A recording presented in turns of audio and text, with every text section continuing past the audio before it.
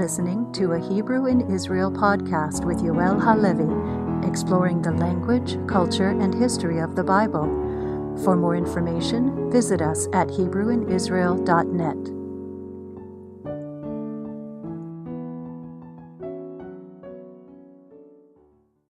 Shalom everyone, Yoel here for HebrewInIsrael.net. I'm sure glad that you rejoined me here this week as well.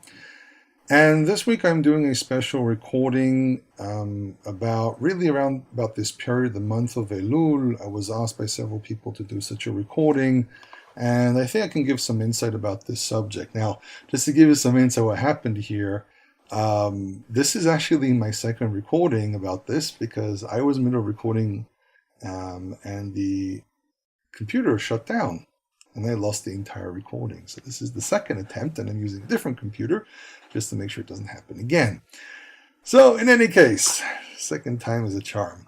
I was actually approached by several people asking me what I can say about the month of Elul, and I actually did put up a post on Facebook about this subject, and I thought of maybe it would be a better thing to do a recording and talk about this. So really we have 5 subjects here that need to be spoken about. One of them is sounding the shofar on the 40 days between the new moon of Elul, or the new moon of the 6th month, all the way to Yom Hakippurim, talking about the practice of Selichot, explaining what each one of these practices is. Obviously, what exactly is Yom Teruah, the controversial practice of Kaparot, and Yom Hakippurim. So I'm going to condense here a whole bunch of them. Now, to tell the truth, I'm kind of frustrated at what happened with the recording, and I was really half an hour into the recording, and something shut down here. Not too sure why it happened, but I'm going to try again here. But in any case, it's very interesting, the whole subject of the month of Elul. I remember when I was in high school, it was a big thing, because that's basically when we start school again here in Israel. We start around September 1st, which in many cases falls on the month of Elul. In many cases, this year almost exactly, if I'm not mistaken. And I'll never forget the whole atmosphere at the time. I mean, I studied in a school, in a high school yeshiva, or yeshiva high school, where we spent a lot of hours discussing Talmudic studies and everything together with regular high school material, biology, chemistry, physics, mathematics, history, and everything else.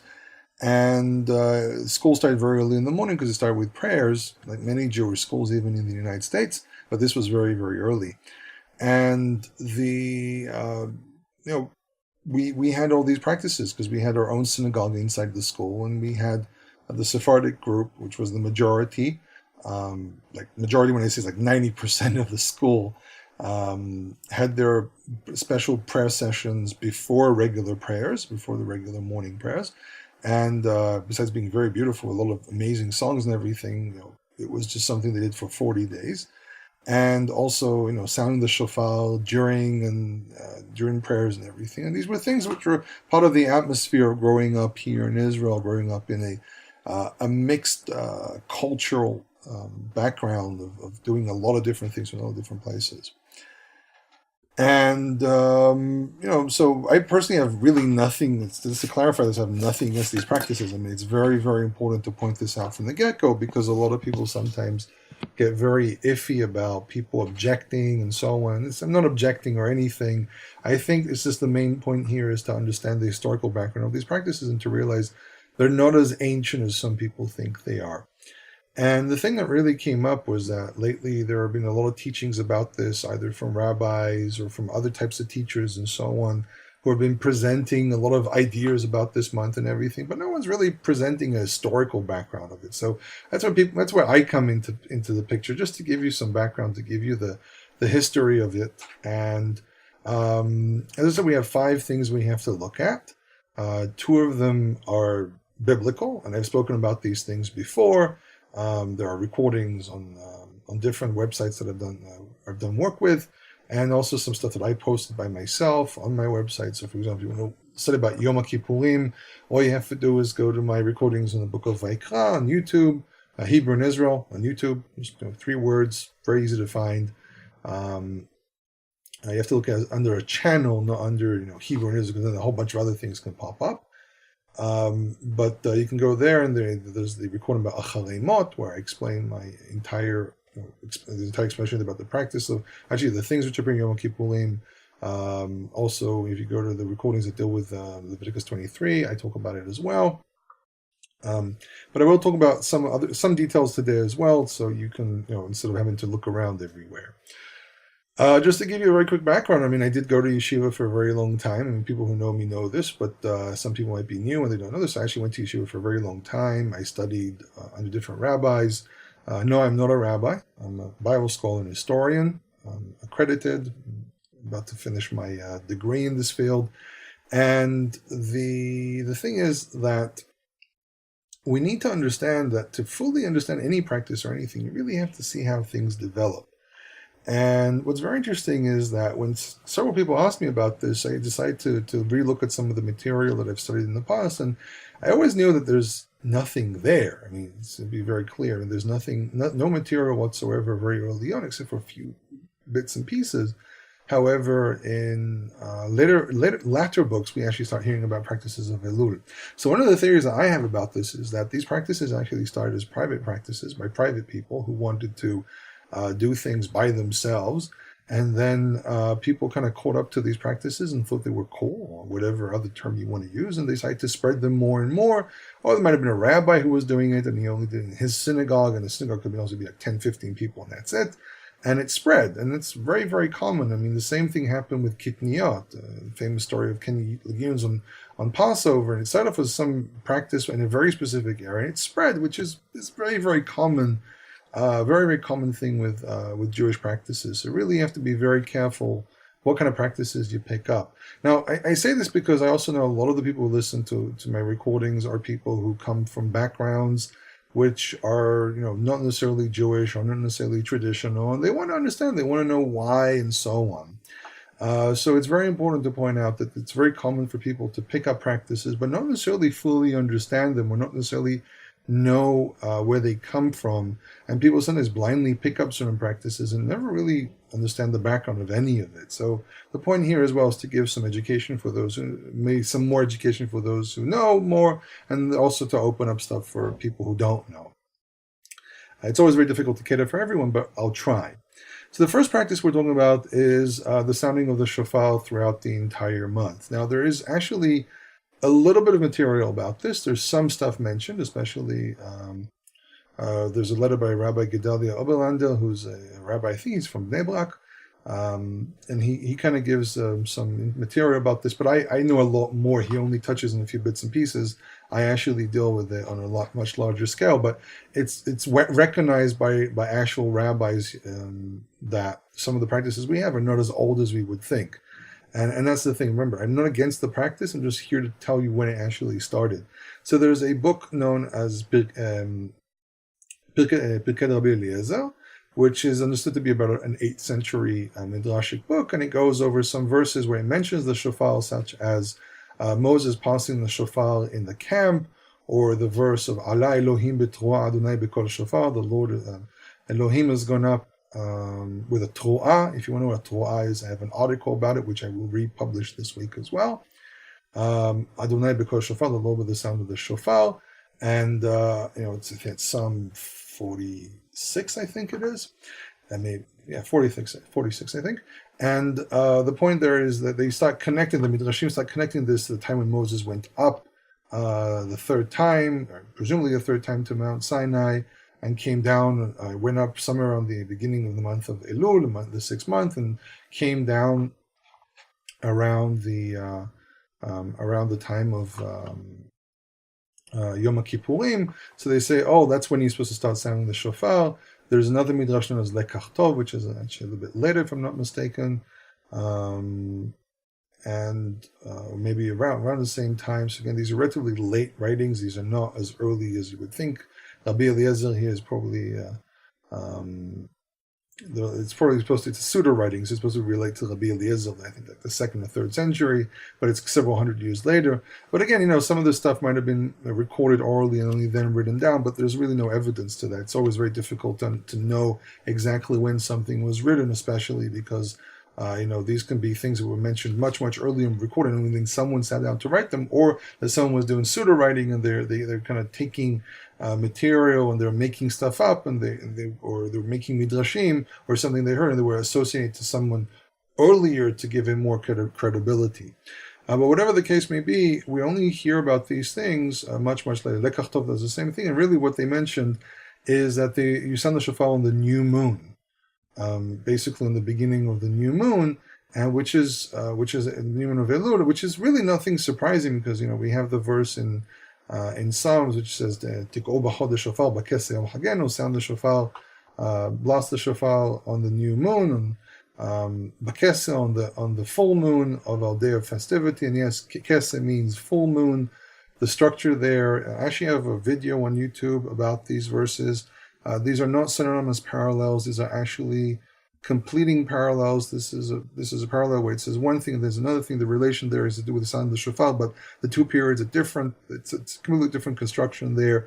I've seen people try to argue it means covered moon, unseen moon. There's no evidence whatsoever of anyone anywhere in the ancient world practicing something when you don't see the moon. Even the Egyptians that had the waning moon, they still had to see the moon vanish. I mean, they had to actually physically see the waxing moon to declare anything. So even there, you had to see something. You can't declare something without seeing anything.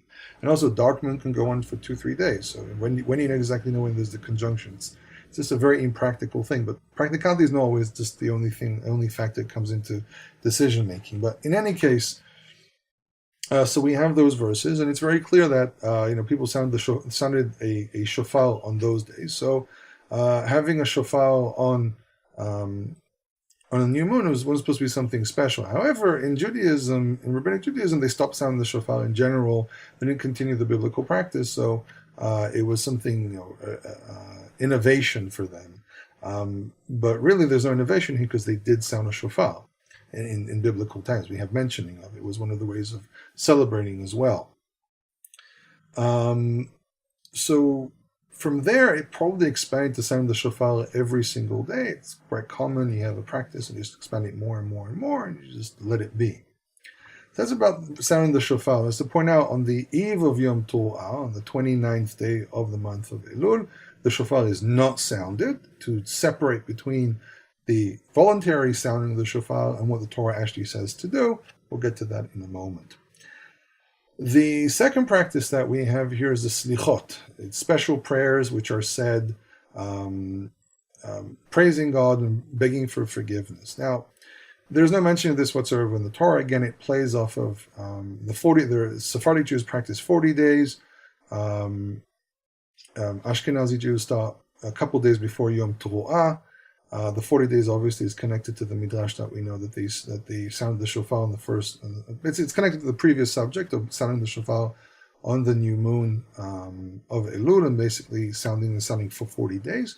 Actually, again, there is no mentioning. You go into some of the old books of culture, of customs, such as Ra'avan HaYirchi, Sefer HaManhig, where he records a lot of the practices of Western European Jewry at the time, where Western European Jewry was the majority of European Jewry, basically France. But he also records practices from Spain, from Provence, and also from Provence, and so on. Basically, Western Germany, France, and Northern Spain. And he doesn't have anything like this. He only really starts from Yom Teruah, and he mentions this is what you do on Yom Teruah, and then he just talks about he kind of talks about the prayers and everything, and he goes into Yom Hakippurim. He doesn't mention anything whatsoever. As I said, the only mentions we have of anything around this period is only from the very late Gaonites. For example, Rav Nissim Gaon was one of the very late Gaonites, mentions sounding the shofar on the new moon of Elul. He doesn't mention anything outside of that. So there really isn't anything whatsoever. One of the first times we actually hear such a practice of saying special prayers is in Maimonides. Maimonides mentions that during the 10 days between Yom Teruah and Yom Hakippurim, people say special prayers by waking up very early in the morning, going to the synagogue when it's still night outside, saying special prayers before the morning prayer and then doing the morning prayers, and that's basically it. I think there's even a mentioning somewhere of a special fast at this time for firstborns or something like that. But in overall, it's relatively late. And Maimonides, remember, he's around 12th, 13th century, so this is only a couple hundred years ago. So there really is no documentation whatsoever of very, very early on doing anything like this. More so, if we go to the book of Ezra and Nehemiah, it's even more interesting. In Ezra and Nehemiah, we actually find the whole story there of Yom Teruah, the first day of the seventh month. They gather together, they read the Torah in public, and then they celebrate. We hear, they start crying. They don't cry today, and so on, which is logical. It's a feast day.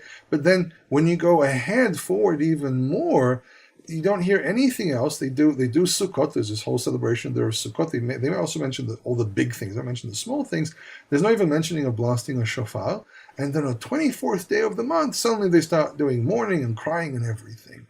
And it makes me wonder, is it possible that around this time of the year, of the time between Yom Teruah and Yom Hakippurim, and then basically into Sukkot, were actually happy days they celebrated? That these were days that were supposed to be treated as days that you're not supposed to be crying or anything or begging for forgiveness. There's Yom Hakippurim, there's a service of Yom Hakippurim, you confess your sins, but it doesn't seem to be something that's sad. On top of that, we add the description in the Mishnah, and I don't remember exactly where in the Mishnah it is, but there's a Mishnah. Actually, I think it's in the end of Tractate of Yoma. It mentions there were no happier days to Israel as Yom Hakippurim and the 15th day of Av, where the daughters of Israel, and they specifically refer to them as Israel. The term Jew is a Roman term. It's an oxymoron.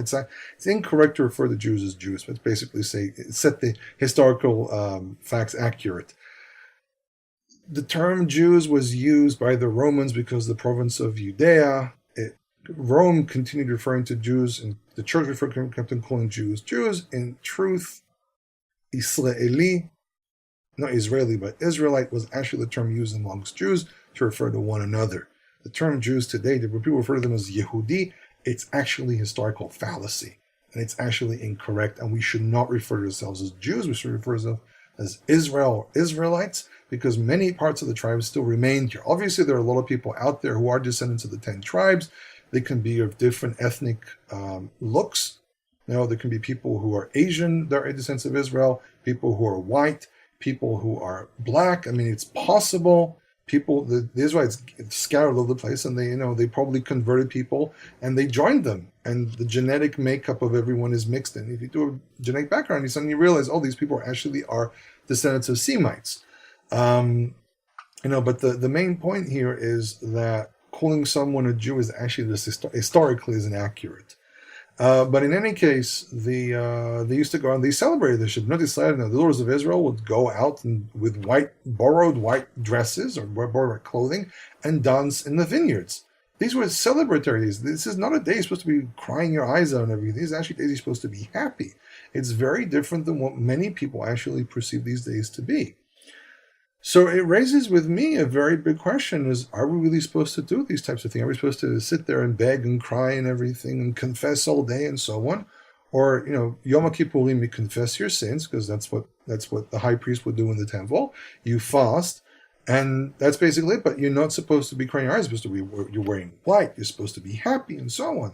So it raises questions for me if any of these practices actually fit the ideology of what the Tanakh refers to as this period. Yom Hakippurim is not a sad day. So I have questions about this, but in any case, it seems to be that it's quite possible someone started this practice in their own little circles out of the trauma of the destruction of the temple, the sadness that follows. Being Jewish is supposed to be very happy, true, but there's always a sadness in the background. I think the sadness overwhelmed different people throughout time, and they decide to start expanding practices into things of lots of prayers and lots of confessions and so on, which is logical to a reality of a people in diaspora, people who their homeland was robbed from them, and their whole hope was destroyed and their homeland was taken away from them. So it makes a lot of sense that people would do this, but just from a biblical perspective, It probably wasn't even done. But remember, even after the destruction of the first temple, they might have still objected to it. But then we hear about this fast on the 24th day, which might actually be the fast mentioned, the fast of the seventh month mentioned in the book of Zechariah. So we have that practice. And remember, the point here is to try to show the historical background on what can we understand from the Tanakh. So this is at least what I see here about that. The next practice that we have is Yom Teruah. What do you actually do in Yom Teruah? So when you go to Leviticus 23, it just says you have a day of Teruah. It doesn't say anything beyond that. There's actually almost nothing anywhere to tell us what you do. The only thing is that we have the mentioning in Psalm in the book of Psalms. I think it's either Psalm 81 or 82.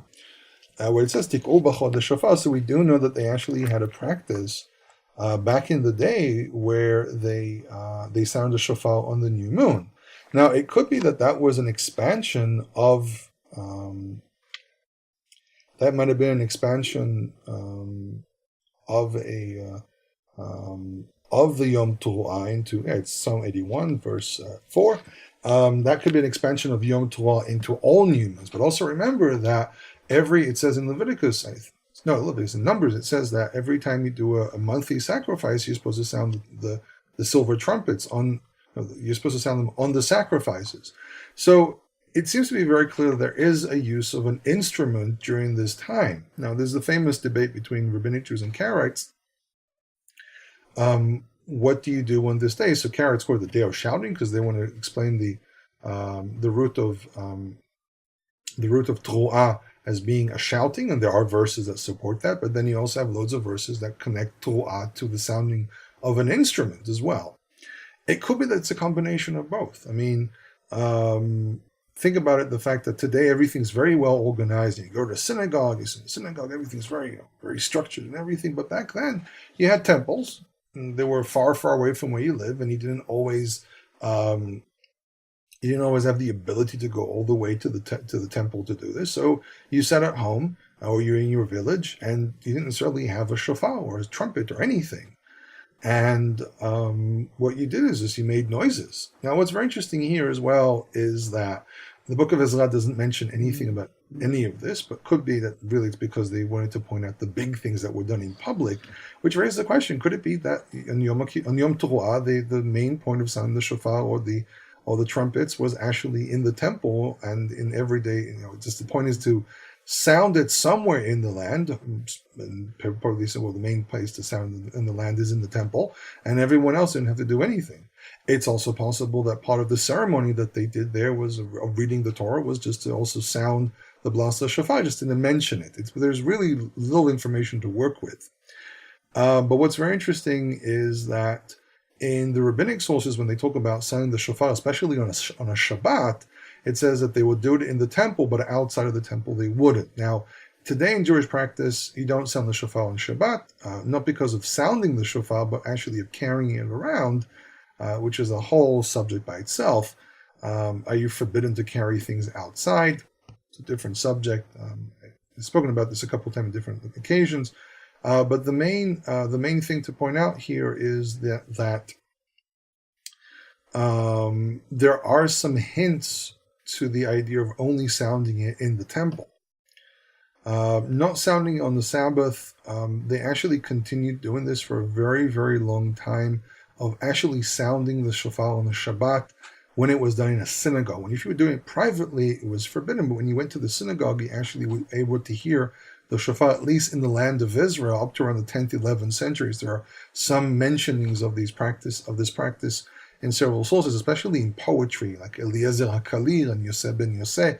Especially Eliezer HaKalil, he mentions in a song, like a piece of poetry he wrote for Yom Teruah, he mentions the whole thing of the shofar being tied to the wall with a rope or with a string, so the person who blows the shofar can't walk around with it. I can't really go into all the details of why it's forbidden, but there's this whole thing that you're not supposed to carry things outside in public, and therefore someone might pick it up and walk outside with the shofar in their hand to go and sound the shofar for someone else. But in the land of Israel, they actually sound the shofar for a very, very long time, and it was stopped at one point, especially because of the destruction of the Jewish community in Israel by the Crusades, end of the 11th century. And the hints that we have are that it might have been, again, this is me speculating, but it might have been that the point was that there was some sound made. It's not that everyone has to hear the shofar, but there has to be a sound of the shofar somewhere in the land. And therefore, that today, that all we do, we all gather together and sit in the synagogue, and there's this whole big ceremony of the sound of the shofar, and the blessing is to hear the sound of the shofar. It actually might be inaccurate. It actually might be a misunderstanding of what the Torah is actually saying. Again, the problem is that what it tells us, it says to sound a Teruah, and that's a Yom Teruah. Yom Teruah or Zikaron Teruah, depends which part you read. So it really doesn't give us much to work with. Also, what exactly is a teruah as well? How many sounds do you produce? What is the sound supposed to sound like? Is it just some kind of blast, or do you make a wavy sound, or a whole bunch of little sounds together? It's a bit of a mess. Do you actually sound it with an instrument or not? In the temple, it's very clear they did use an instrument, because anyhow we're sounding the blast of some kind of instrument over the sacrifices as well. We even have in the Mishnah, in Rosh Hashanah, it actually mentions the idea that on Yom Teruah you use a ram's horn together with 2 silver trumpets.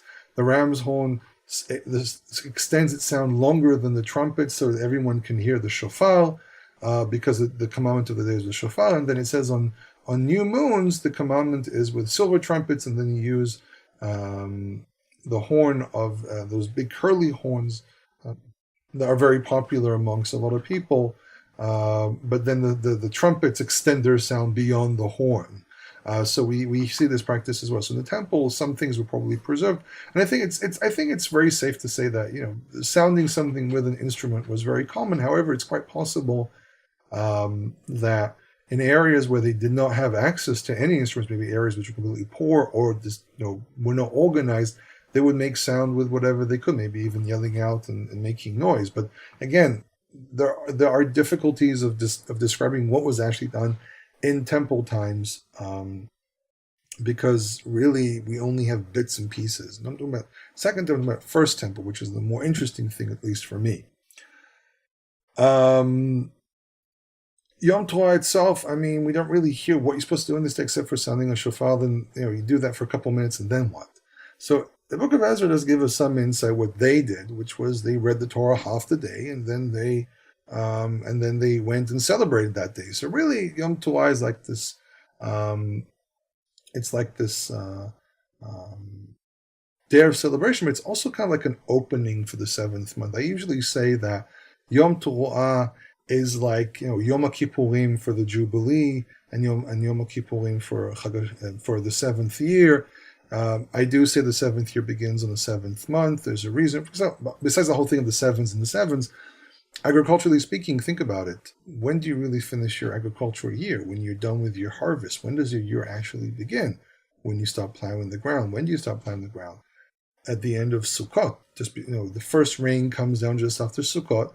It wets the ground. It makes it easier to plow the ground. Then you start seeding and planting and so on.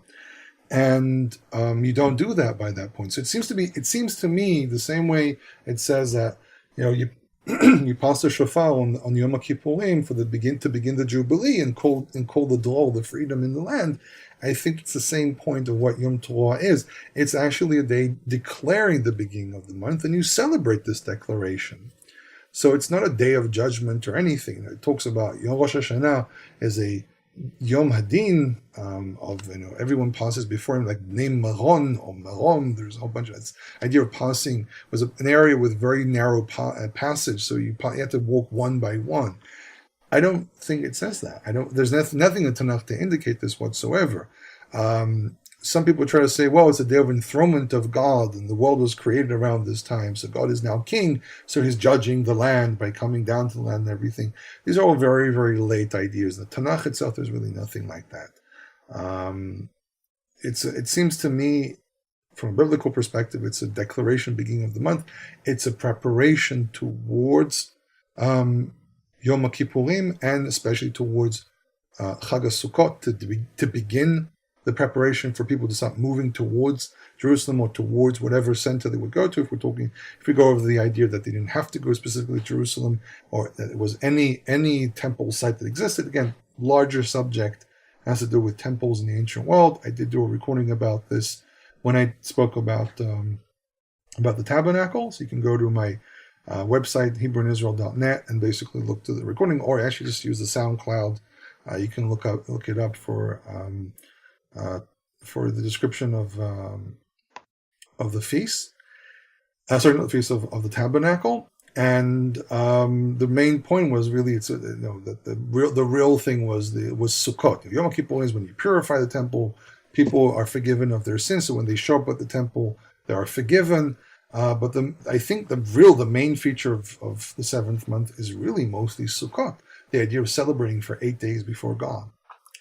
That's Rosh Hashanah, or Yom Teruah, as it's called in the Tanakh. The next practice that we have is this whole thing known as Kaparot. This is a very controversial practice. It looks like a sacrifice. There's a whole bunch of weird things going on about it. But this one is actually kind of old. There are writings by the Gaonites, and I'm specifically holding in my hand a book known as Otzar HaGeonim, which is a collection of commentary by the Gaonites, and you can Google Gaonites, and there's a Wikipedia file about it, which is, I think, good enough to understand exactly what's going on. And they mention there are several sources scattered of letters, loads and loads of letters, responsive that we have from the period. Especially the latter period is full of letters. And these letters were recorded in different books from medieval times. And we kind of see what people were doing. So one of the mentionings there, for example, the book known as the Aruch mentions this as well. It says, for example, 20 or 15 days before Rosh Hashanah, people make little baskets, and they place in each little basket some dirt and compost, and they put seeds in it, different edible seeds. So he mentions a whole list here, and these seeds grow to quite a height. And then one of the children takes this, circles around his head 7 times, and says, this is, instead of me, this is my replacement, and so on, and throws it into the river. It's a very simple description.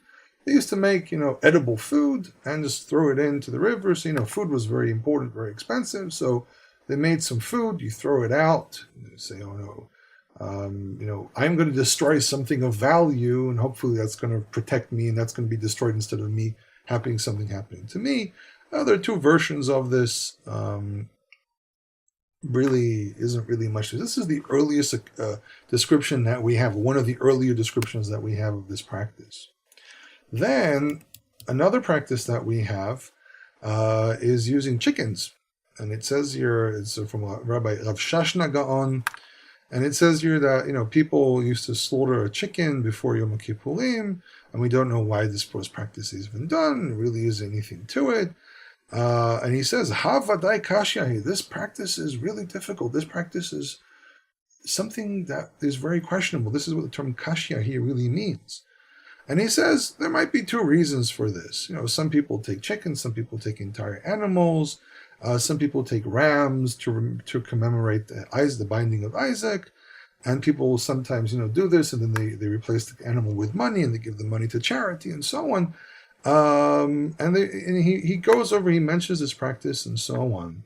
So this practice is quite old, but there were some people who were pondering about this, and actually in Europe, there were a lot of rabbis who objected to this practice.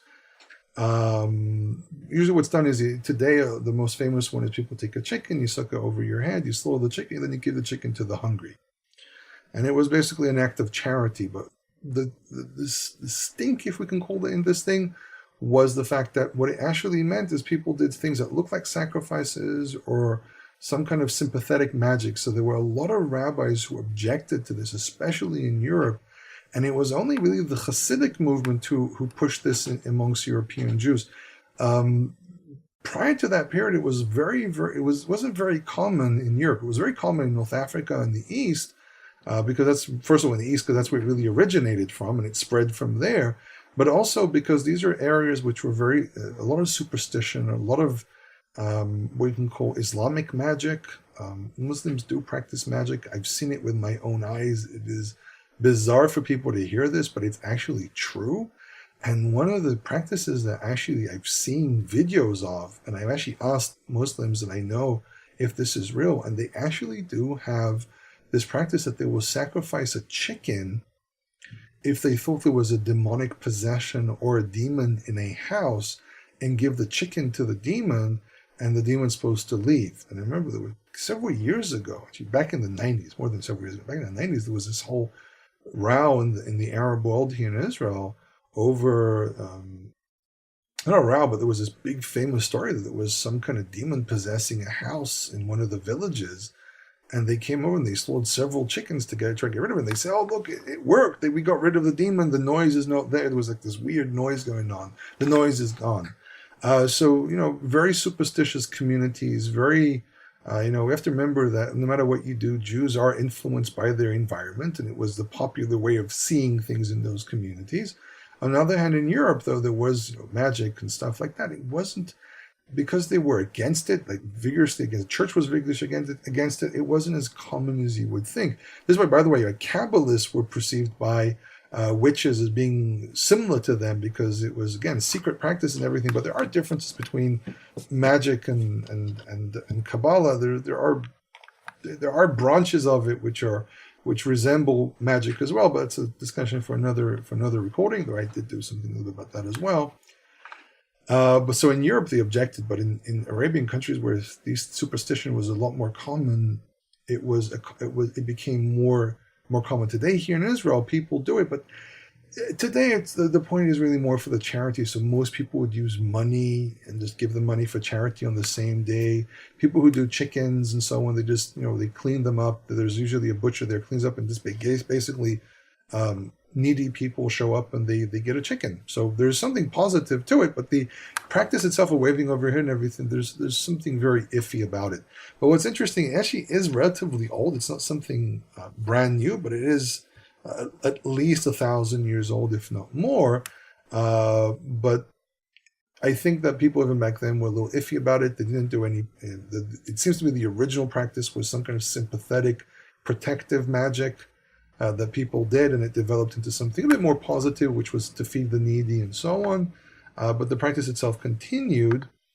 And but what's interesting is that the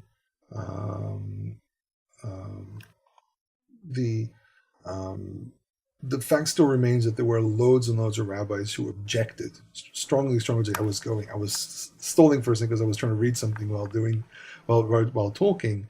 And I'm trying to see here if anyone, I'm just looking at this. Yeah, there's a mention here, there's some people from Europe who do this, but it's interesting, they say important people from Europe who sit with us in synagogue, which means someone's trying to make an excuse here. You have to sometimes learn how to read between the lines. Someone's trying to make an excuse here of why they do something which probably a lot of people did object to. If I'm not mistaken, the Ramah, who's the big authority one of the biggest authorities on European customs, I think he openly objected to this, like really, we don't do this type of thing and it's forbidden and so on. And really, when I was growing up, my father was very iffy about it as well. I mean, he says, so a lot of people practice this. My father always did money, and then he'll just take the money and run over to one of the charities and just give it to them. But he didn't. My father was always very iffy about the whole thing. Especially they start taking like a white male chicken or white male rooster for men, and then a white female chicken for women. It becomes really, really weird. So this is a practice that has a very, very big question mark for me. Okay, the last subject that we have here is Yom Hakippurim. Now, what exactly is Yom Kippurim? Everyone knows. It's a day of fasting.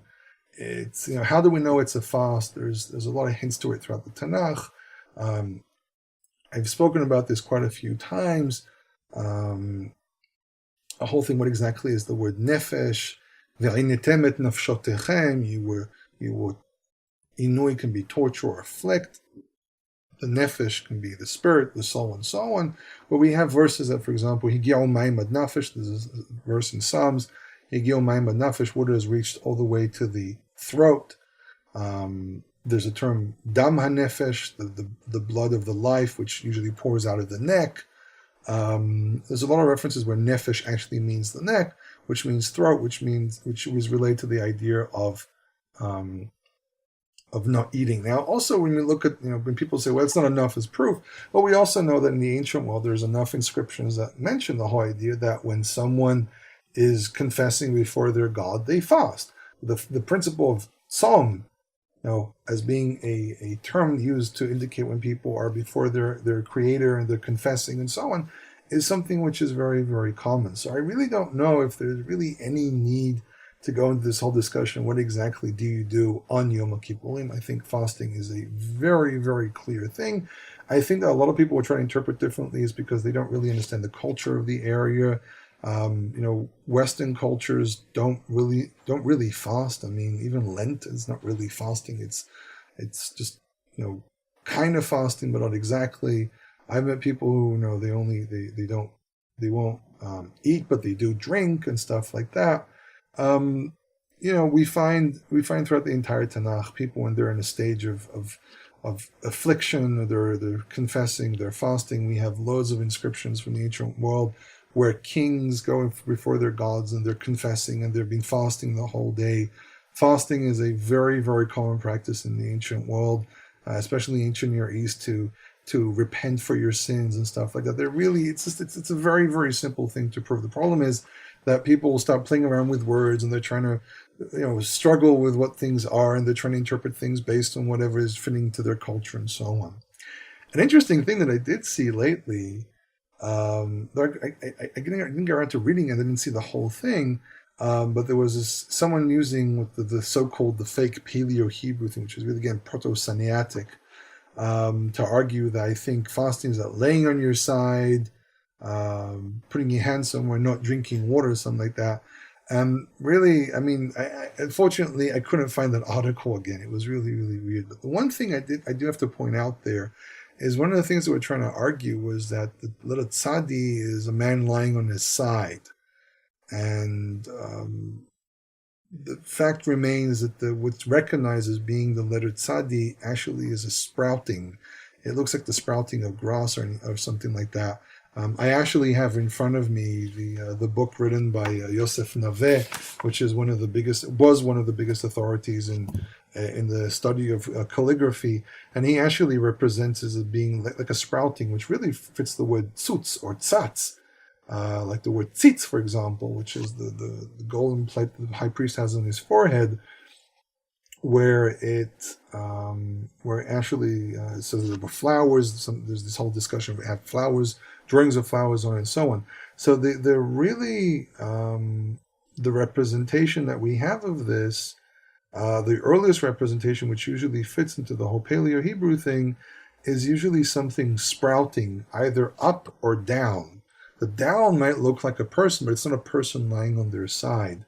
At least if I understood the little glimpse that I saw there, what this thing was. So just to clarify this, if you see this teaching, it means sprouting. It really comes from the word tzatz, which represents the letter tzadi. It has nothing to do with the word with a person, with the word tzad, which is to lie on the side.